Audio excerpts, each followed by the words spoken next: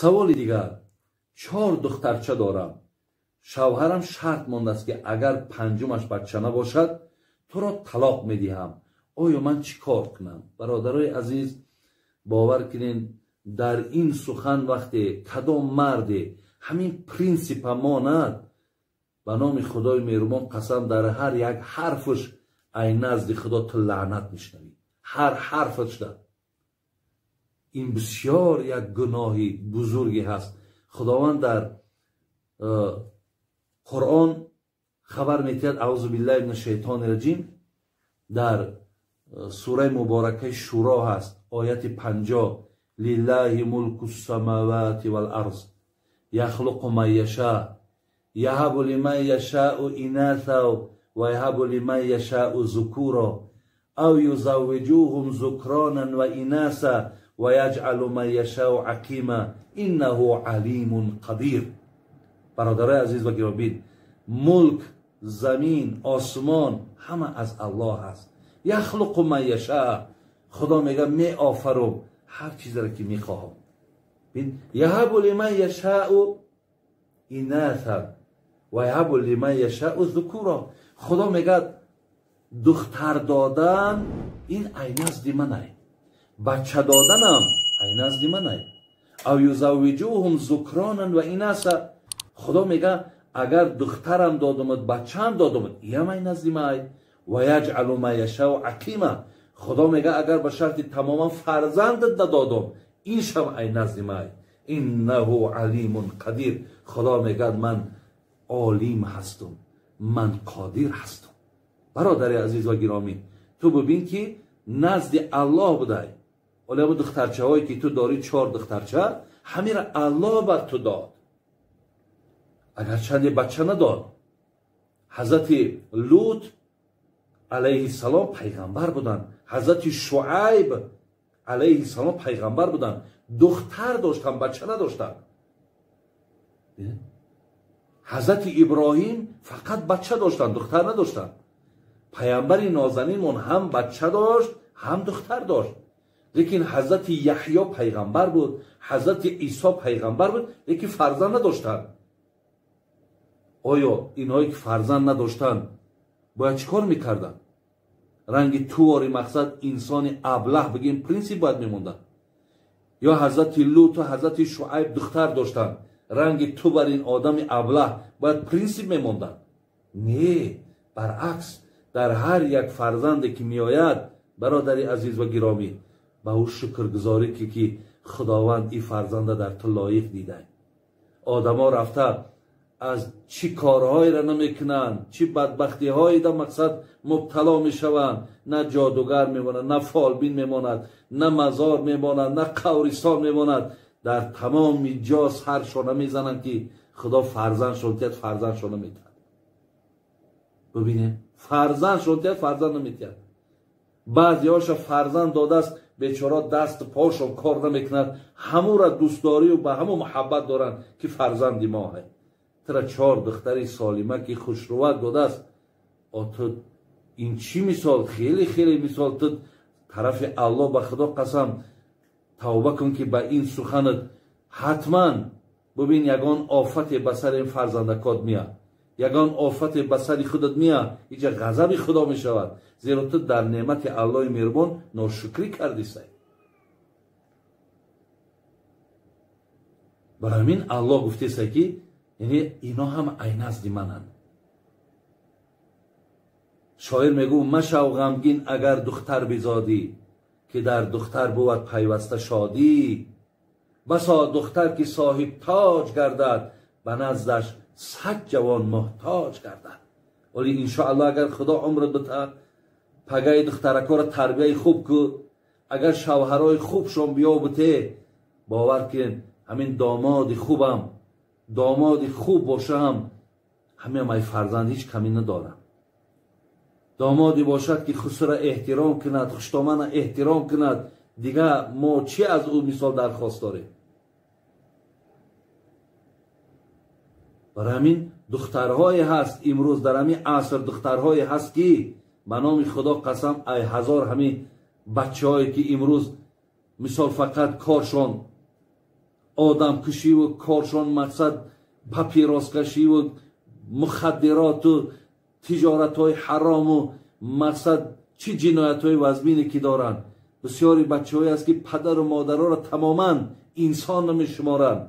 همین خیل در ایواز همین خیل بچه همین دختره که باشد که دوست دارید کند بید حرمتت کند به قدرت برسد، البته این نور بالای نور می شود. برای همین این عین نزد خدا های در این ناشکری نکنید. ولی اگر به شرط جهت دنیاییش بگیری، ولی یک دخترها را بپرسین بگین که سبب بچه نآمدن چیه؟ میگه سبب بچه نآمدن این از طرف مردک وابستگی دارد. برای اگر طرف تیپش هم که بگیری گناهگار تویی، طرف شریعتیش هم بگیری با این نعمتهای خدا دادگی شکر گذاری کن. این خیلی پرینسیپ نمان که بسیار الله مهربان سرگردانت میکنه، بسیار شرمندت میکنه. پگاه ای را طلاق هم که یک زن دیگر هم بگیر یا از اوش تماما نمیاوی یا از اوش هم ممکن با دختر دارد کنه. لیکن ممکن که دیگر او دخترهایی را که در این باید که خصلت‌های خوب یا گویم انسان‌های شریف میشیدن، ممکن از روی همین بدبختی تو این دخترات هم همون راهی نکه انتخاب نکنن. خلاص بس روی خداوند توبه کو و با این دخترچکات شکر گذاری که هیچ باکی ندارد. پیامبرا را ببین صاحبای دختر بودن، بچه نداشتن. شما حیوان را ذبح میکنید. اون زمانها هر کس نظر میکرد که اگر فلان کاری من انجام یابد یک فرزند مدد برای همون بود شدن کارم انجام دادن همون مقصدم ذبح میکنم. این گونه وحشیگری ها وجود داشت. عبدالمطلب نظر کرد که اگر من 10 فرزند 10 بچه را صاحب شوم یکی اینها را ذبح میکنم. وقتی که 10 فرزند شد عبدالمطلب اول یک مهر محبت در دلش غلبه کرد. گفت کسی از نظر من درک ندارد در این مکه مکرمه. بیا گفت اینا پوشیده میدارم. لیکن بسیار با وجدان که بود معرخا میگویند و ذبح کردن فرزند که بسیار شهرت آدم بلند که میکرد، گفت نه، گفت این نظر را من نمی پوشم. آمد و آوازه کرد، گفت من نظر کرده بودم که صاحب 10 بچه شوم یکی او را ذبح میکنم. تمام مکه منتظر کدام روز عبدالمطلب از فرزندای خود یکی را ذبح میکند. آمد نزد فرزنداش 10 بچه را جمع کرد. گفت فرزندای عزیز، از آن جمله عبدالله هم در همونجا بود، پدر رسول اکرم. گفت من نظر کردم که اگر من صاحب 10 فرزند شوم یکی شما را قربانی میکنم. شما چی میگویید؟ عبدالمطلب میگوید من خواستم که نظر کنم کنه کدام اینها عکس العمل نشان میدهد، لیکن اینها همه تیار بودند. حتی که خودشان را پیشنهاد میکردند که پدر ما را قربانی کن. اگرچند که در قربانی کردن اونها ثواب نمیگرفتند، با سبب این عمل وحشیانه اونها راست دوزخ میرفتند، لیکن در همین دین باطلشان باز قائم بودند، مستحکم بودند. آمد نزد سردار مکه، قصه را کوتاه میکنیم که میگوید اون زمانها عبدالله پدر پیغمبر 24 ساله بود. آمد نزد همون سردار مکه، گفت این گونه نظر دارم و ای گفت فلان روز نامه های فرزندها تا می نویسی و یا در یک ظرف می پرتاید و از همون داخل دستش می دازد، می گیرد نام کدامش که برآمد و یا ذبح می کند.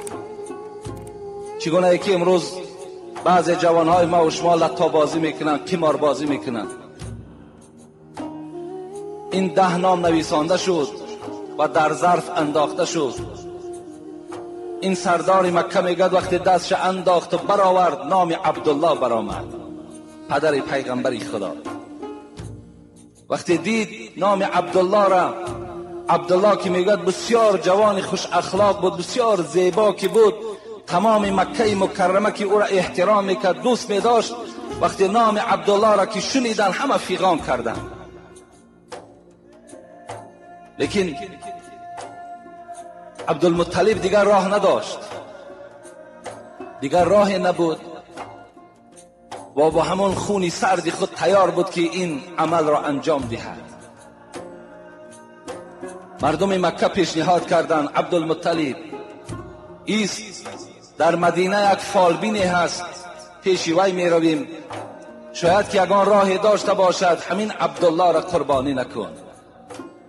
آمدن میگرد نزد همون فالبین، از فالبین پرسان کردند این گونه حالت است، این یکی از فرزندای محبوب ترین عبدالمطلب است، چیکار کنیم، راه دارد یا ندارد؟ این فالبین گفتند ما را 3 روز مهلت دهید. بعد 3 روز آمد، گفت در نزد شما، گفت وقتی اگر یک شخص جنایت کند چند اشتر گفت جنایت خون بها میتین؟ گفت 10 اشتر. گفت 10 اشتر، گفت در یک طرف بگذار، 10 اشتر را نامش بنویس و نام عبدالله را بنویس در همون ظرف پرتا. این زمان گفت بردارین، اگر نام اشتر برآمد اشتر را ذبح کنین. گفت می شود، همین 10 اشتر را ذبح کنین. همین حالت گفت اگر نبرآمد تا 100 اشتر را گفت همین بازی را دوام دهید. بعد 100 اشتر هم که اگر نام عبدالله برآمد این حالت عبدالله را قربانی کنید. میگوید همین 10 باره که در ظرف میپرتیم فقط نام عبدالله میبراید. 10م بار وقتی برداشتن که نام اشتر برآمد، دیگر همه مکه را میگه خرسندی فرا گرفت و مردم اون روز میگه چی یک توی کلانی داشتن و همه مردم میگه از خون، میگه از گوشت همه سیر شدن که 100 اشتر میگه عبدالمطلب برای نجات یافتن عبدالله قربانی کردن. این رسول اکرم میگوید من فرزند 2 ذبیح هستم، 2 نفری که باید قربانی میشدن، من فرزند این 2 نفر هستم، یکی اسماعیل، یکی عبدالله. حضرت ابراهیم همگی 175 سال حیات دیدگی هستند. فرق، امام سیوطی در کتابش میگه که فرق بین حضرت ابراهیم و حضرت آدم 2000 سال است و فرق بین حضرت ابراهیم و حضرت نوح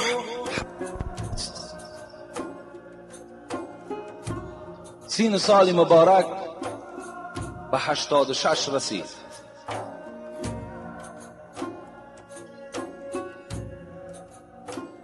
میخواهم این قصه را از سوره صافات برای شما تلاوت کنم و بعدا به این قصه ما و شما میگذاریم.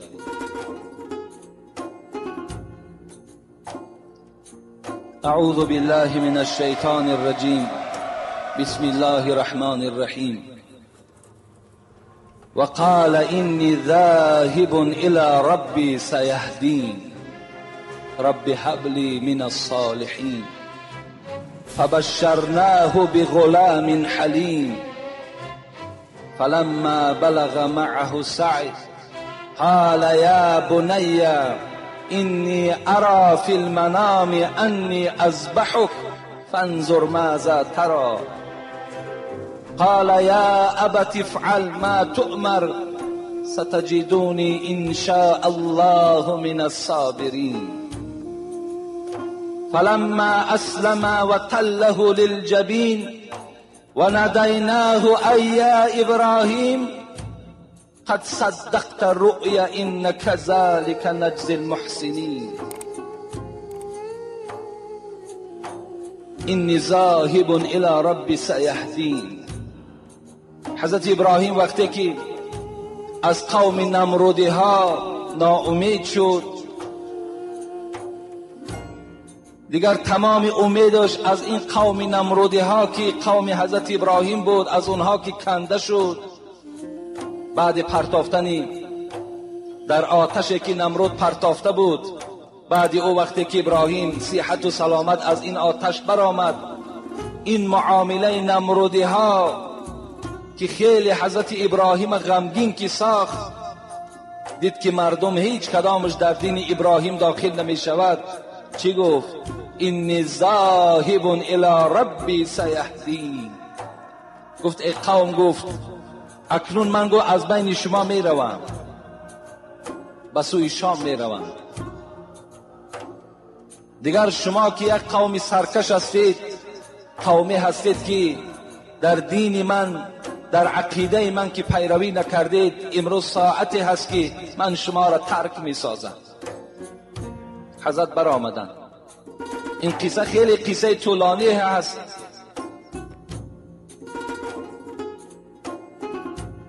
وقتی میگوید از اینجا بر آمدن، رب هب لی من الصالحین، به نیت شام، دولت شام، سوریه حرکت کردند. در راه بعض واقعه ها رخ داد.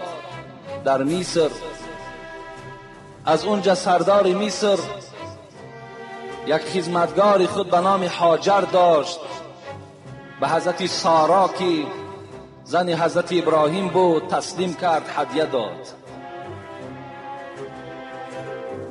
وقتی اینها از مصر بر آمدن حضرت سارا این هاجر را که خیلی زنی جوان و زنی خوب بود به حضرت ابراهیم تسلیمش کرد. وقتی هاجر در نکاح حضرت ابراهیم که در آمد، حضرت ابراهیم چی گفت؟ رب هب لی من الصالحین. پروردگارا گفت از این زنی که امروز نصیب من شده است، برای من یک فرزندی حلیم، یک فرزند اطاعت کننده برای من خدایا نصیب بگرد. خداوند چی گفت؟ فبشرناه بغلام حلیم. این دعای ابراهیم مثل تیری در نشان در نزد پروردگار مستجاب شد. دعا را پروردگار قبول کرد و برای ابراهیم فرزند داد به نام اسماعیل. من قصه را خیلی مختصر برای شما حکایه میکنم. با تقدیر الهی این هاجر و این اسماعیل که این پیش از بنیاد خانه کعبه بود، تا حال خانه کعبه ساختگی نبود، آمد میگوید در مکه مکرمه، در این جایی که خانه کعبه بنیاد شده است، اینجا هاجر و اسماعیل باقی ماند در یک بیابانی که نه آب بود و نه خوراکه بود و نه زیست زندگی بود.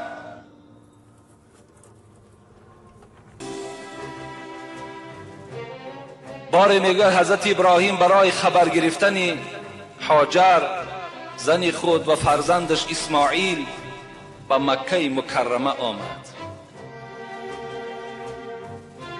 آمد. شب خواب کرد. در خوابش پروردگار امرش کرد ابراهیم از جایت خیز و این یگانه فرزندی که در پهلوی تو خواب است اسماعیل، این قربان کن در راه ما. حضرت میگوید از جای خود خیست. خیلی یک آدمی دهشت زده بیدار شد. معرخا هر خیل روایت ها میکنن که خیست یک چند اشتر قربانی کرد.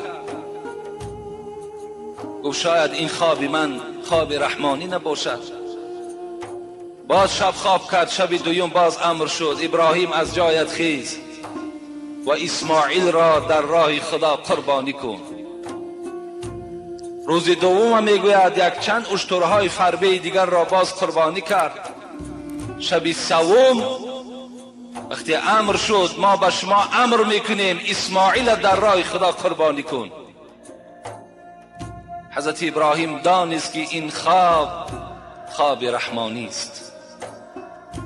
از جای خود خیست و به سوی هاجر گفت، به سوی اهل خود هاجر بفرمود، سر و گیسوی اسماعیل بشو زود.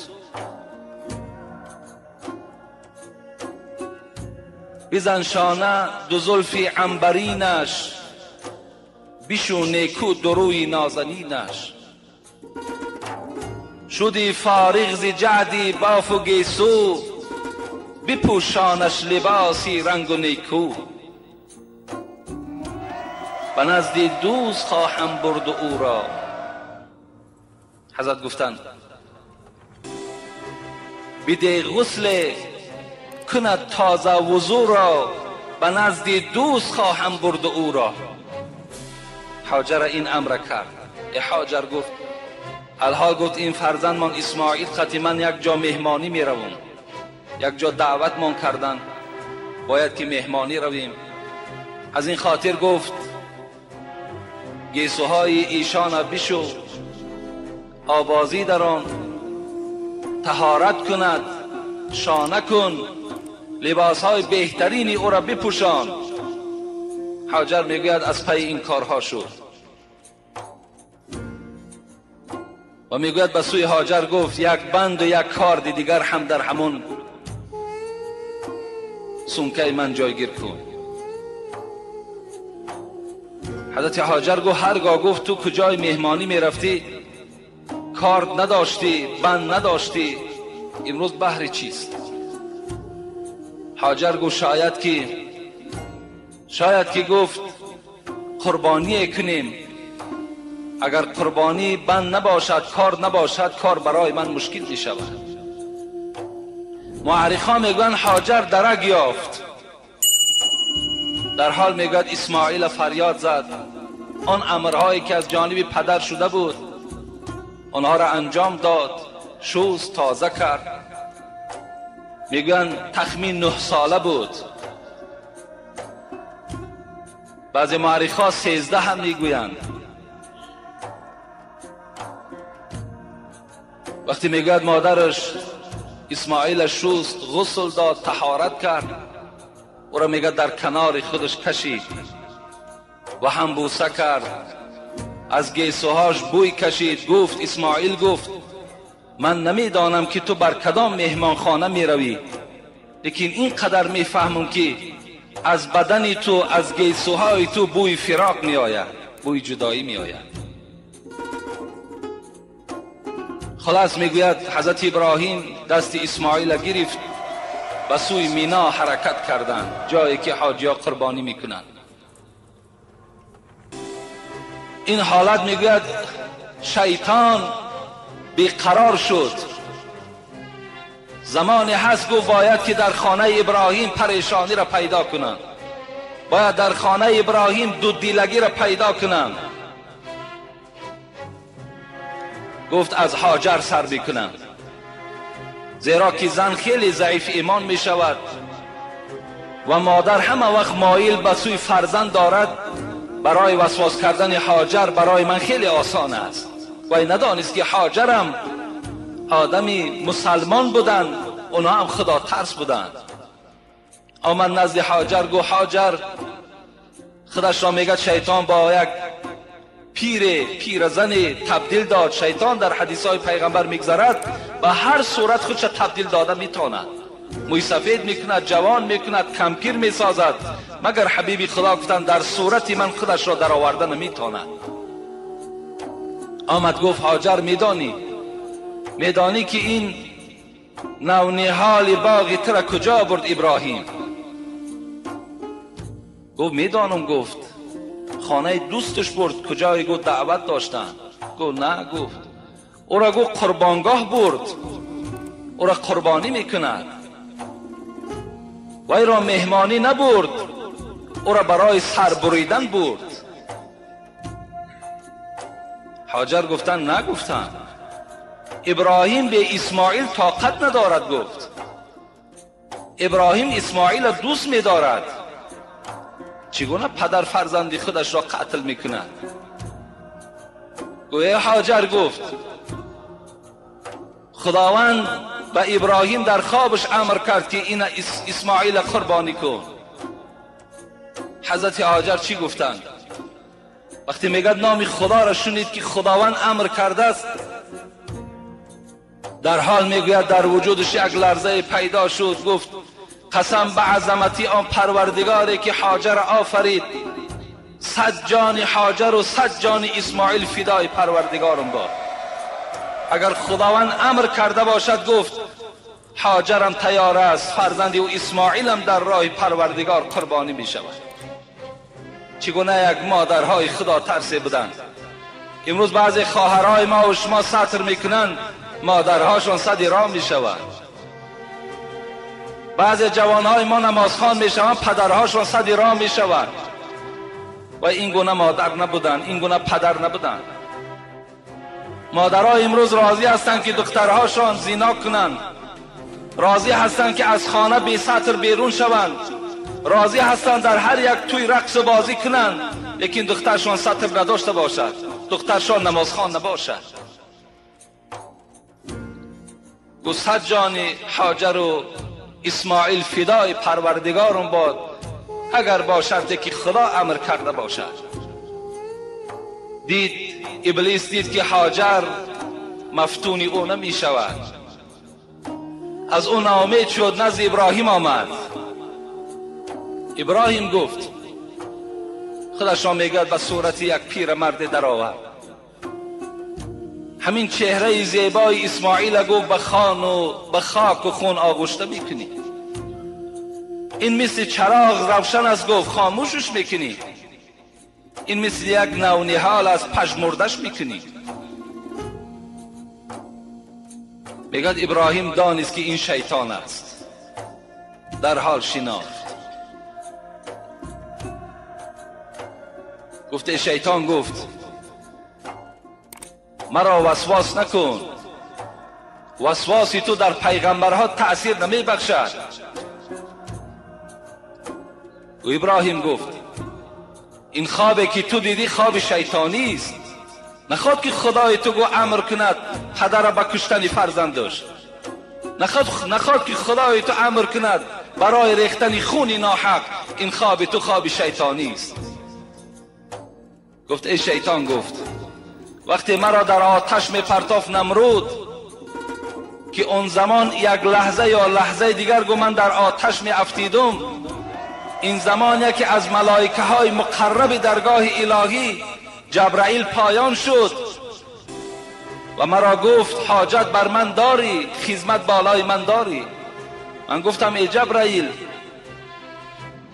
من خدمت دارم لکن به تو ندارم، به آن ذاتی که این آزمایش برای من آماده کرده است، به آن ذاتی که این آتش برای من افروخته است، من فقط خدمت از همون پروردگار دارم. شیطان گفت سخن جبرائیل در او حالت در من تأثیر نکرد، در این حالت سخن تو در من تأثیر میکنه. قسم گفت بر پروردگار ابراهیم، اگر از مشرق تا به مغرب فرزندهای اگر حضرت ابراهیم باشد و خدای من امر کند که اینها را یکایک قربانی کن، قسم به عظمتش گفت همش قربانی میکنم تا که پروردگاری من از من راضی شود. و حضرت میگوید تیر اعوذ بالله من الشیطان الرجیم را در کمان لا حول ولا قوة الا بالله العلی العظیم انداخت و به سوی شیطان حواله کرد. شیطان از این هم ناامید شد، آمد نزد اسماعیل که اگرچه خردسال بود و با بازی ها مشغول بود. اسماعیل گفت میدانی این بابا تو را کجا میبرد؟ او کجا میبرد؟ نمیدانی؟ گفت میدانم، خانه دوستش میبرد. گفت نه. گفت تو را مینا میبرد، قربانگاه میبرد، تو را قربانی میکند. او چگونه پدر گفت فرزندش را قربانی میکرده باشد؟ گریز گفت، از نزد این پدرت گریز گفت، الحال وای بند دارد، کار دارد، برای تو گرفته است.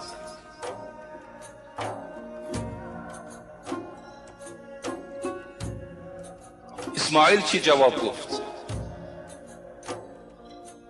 بگفت اسماعیلش ای پیری رهزن، بگفت اسماعیلش ای پیری رهزن، کی فرموده است بابا را بکشتن؟ کی امر کرد این ابراهیم بابای مرا، پدری مرا، کی امر کرد که اسماعیل قربانی کن؟ پدر کی راضی باشد بر شمال وزد در باغ او در نونحال؟ کدام پدر راضی می شود که شمال در نونحال او وزد؟ کن یحمل پدر کی فرموده است بابا را در بیابان برای کردن فرزند قربان؟ کی فرمان داد؟ بگفت ابلیس کی شد فرمان معبود، بکن قربان ولد،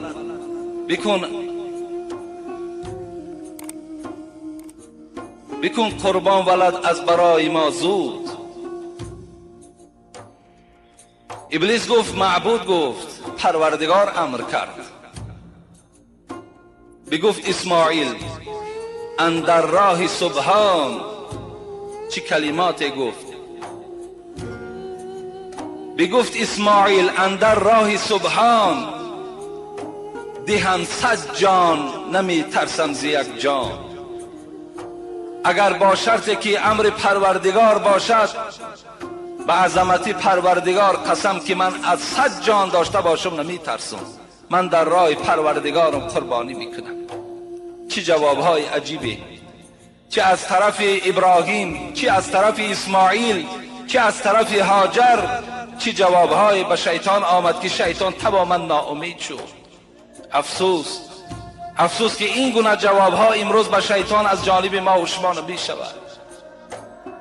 زنها چه خدمتها، زنهای دوره پیغمبری خدا چه خدمتها کردند. در قصه ها می آید که چگونه محبتی بر محمد داشتند صلی الله علیه و سلم. وقتی در جنگ احد که خیلی جنگ مشکل ترین برای رسول اکرم بود، که 70 صحابه پیغمبر در این جنگ شهید شد، از آن جمله حضرت امیر حمزه سردار شهدا. دشمنان اسلام اعلان کردند در میدان جنگ، اعلان دروغ کردند، محمد کشته شد. آمدند در مدینه برای روحیه مسلمان ها شکستند، محمد کشته شد. تمام زنهای مدینه بر آن نقطه جنگ میگه دویده رفتند.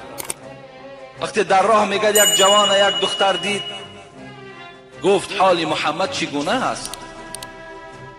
این جوان میگه این دختر را شناخت، گویا خواهر عزیز گفت در این جنگ گفت پدری تو کشته شد. این دختر گفت من از تو از محمد میپرسم، محمد چگونه است؟ خواهر عزیز گفت برادر رو در این جنگ کشته شد. میگوید کمی این زن میگوید یک غم یک مصیبت فرا گرفت، گفت من از تو از همبستگانم نمیپرسم، من از نزدیکانم از تو نمیپرسم، من از تو میپرسم محمد حالش چگونه است؟ گفت ای خواهر عزیز شوهرتم کشته شد. این زن میگوید وقتی که شنید پدر مرد قربانی شد در این جنگ، برادر قربانی شد، شوهر قربانی شد، در این 3 حالت میگوید روح افتاده نشد. گفت حال محمد چگونه است؟ گفتن حبیب خدا سلامت است. گفت الحمدلله که این قربانی هایی که از اولاد ما شد است گفت بیهوده نرفتن. چگونه یک جواب های خوبه از زنها و از مسلمان های اون زمان شنیده میشد. وقتی از اسماعیل هم که ناامید شد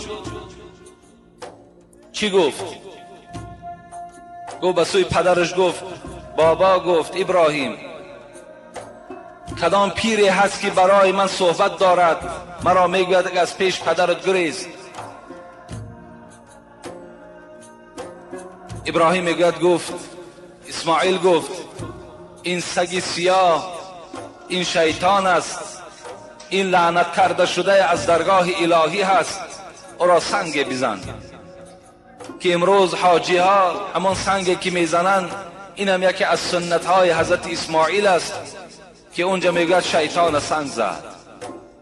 وقتی که از اینها میگوید همه محروم که شد، دوام آیت ما و شما میخوانیم فلما بلغ معه سعی قال یا بنی اینی ارى فی المنام انی اذبحک فانظر ماذا ترى قال یا ابت افعل ما تؤمر ستجدونی ان شاء الله من الصابرین.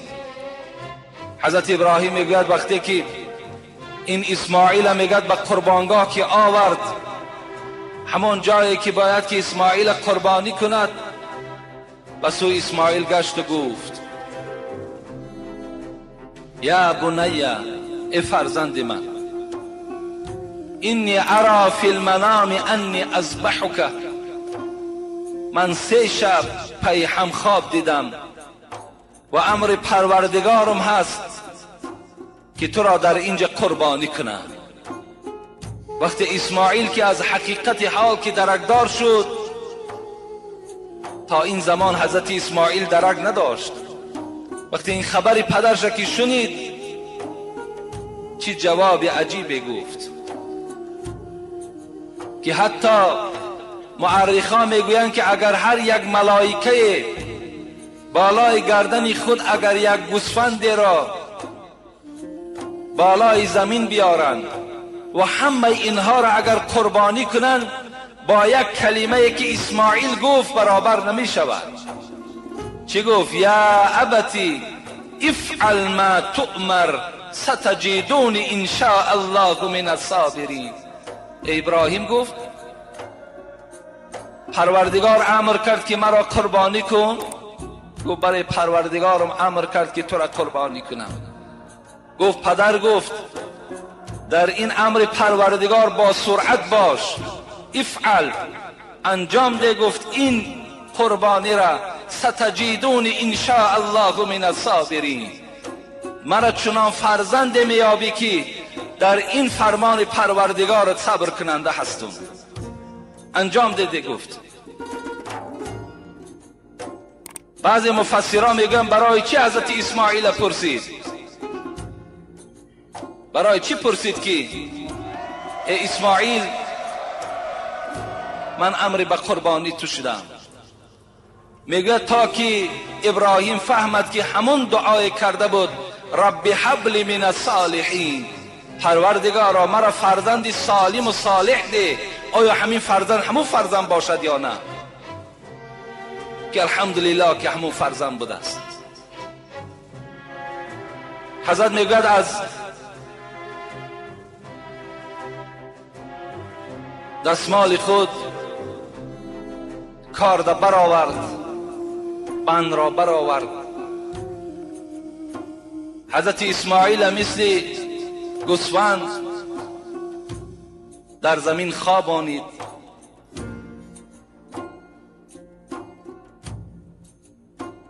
وقتی خواست به قربانی آغاز کند،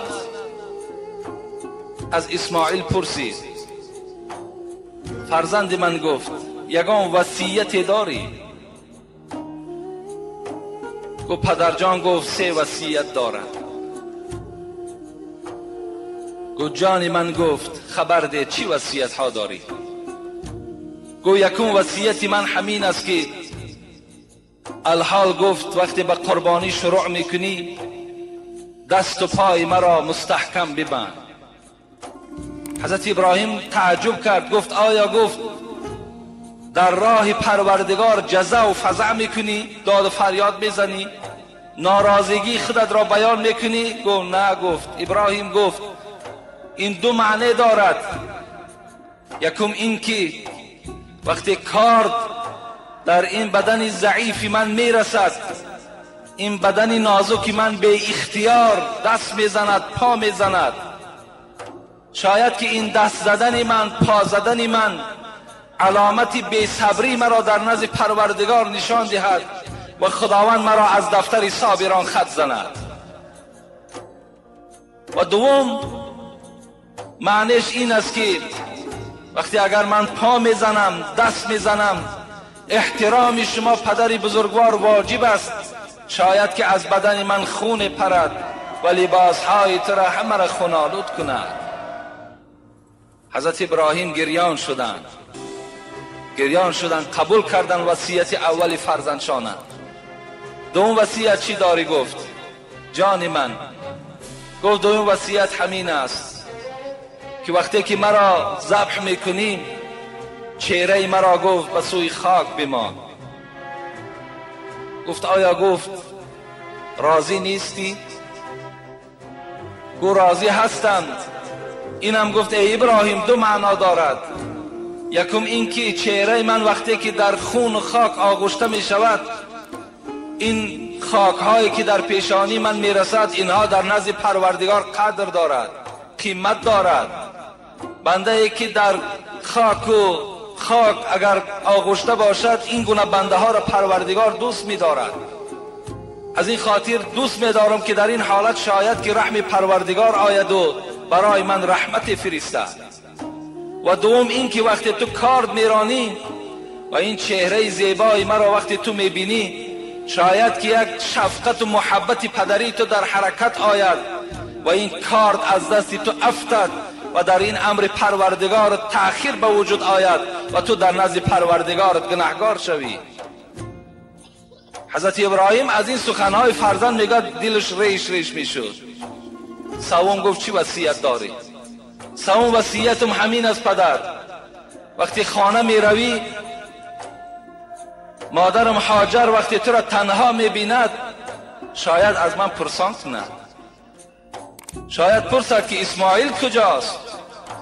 اگر تو گویی که اسماعیل قربانی کردم شاید وی داد زند، فریاد زند.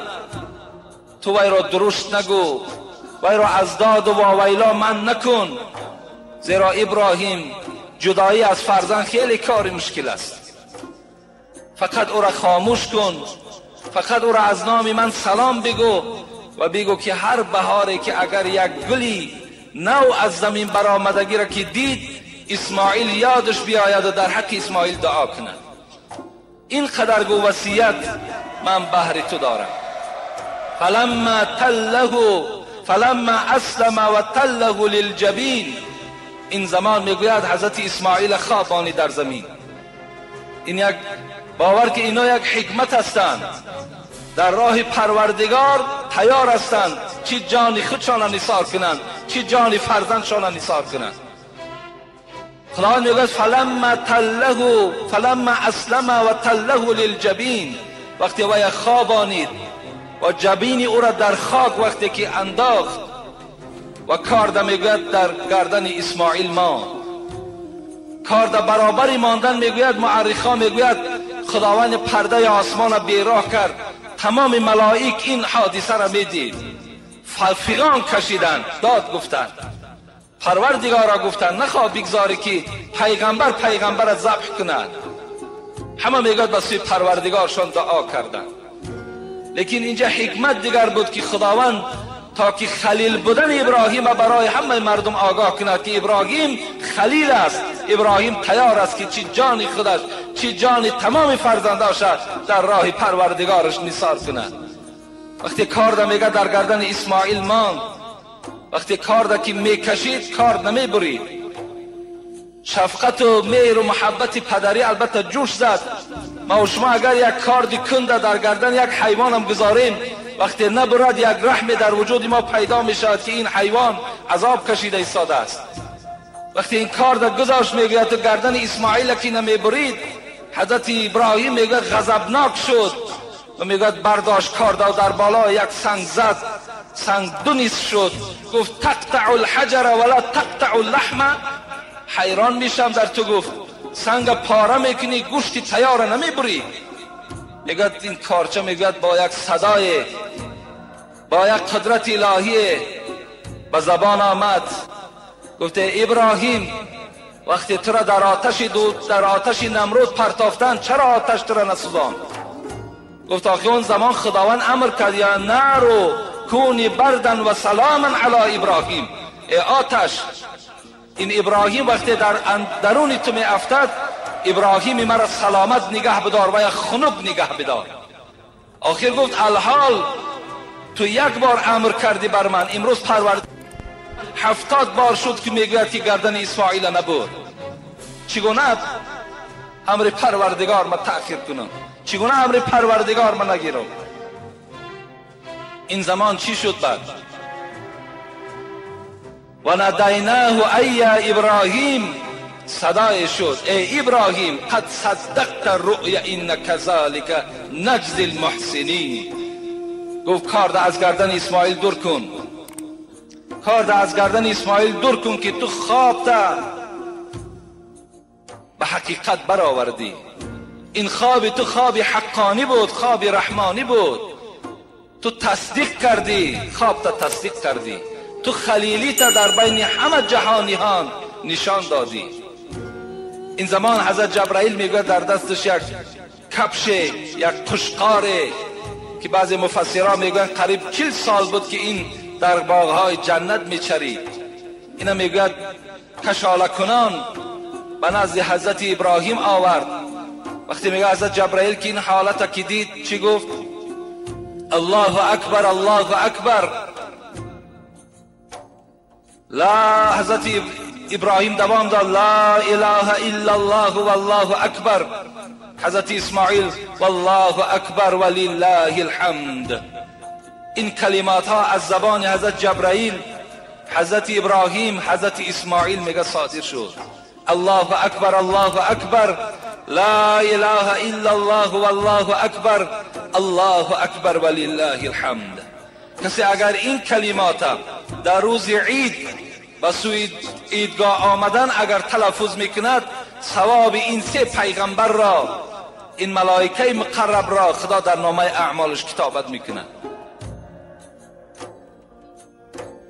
انا از همان روز اعتبارا برای تمام مردم مسلمانی که دولت دارن،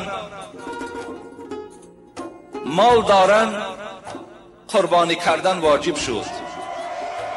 اگر کدام شما دولتدار باشید، کدام شما اگر مالدار باشید، کدام شما اگر چه مال $1000 هم نداشته باشید، از او کمی هم که داشته باشید، یک میانه داشته باشید، از ثواب قربانی خودتان دور نکنید.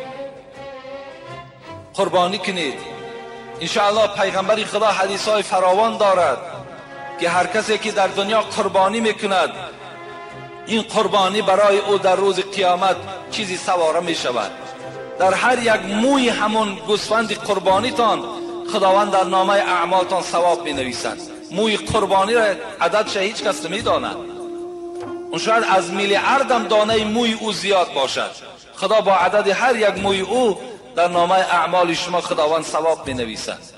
لیکن کسانی که ندارن، کسانی که نادار هستند، شما به قربانی دست نزنید، بلکه شما در همون خانه هایی که دولتدارها، مالدارها قربانی کردند، رفته از قربانی آنها خورید و شفا هست در حق ایشان دعا.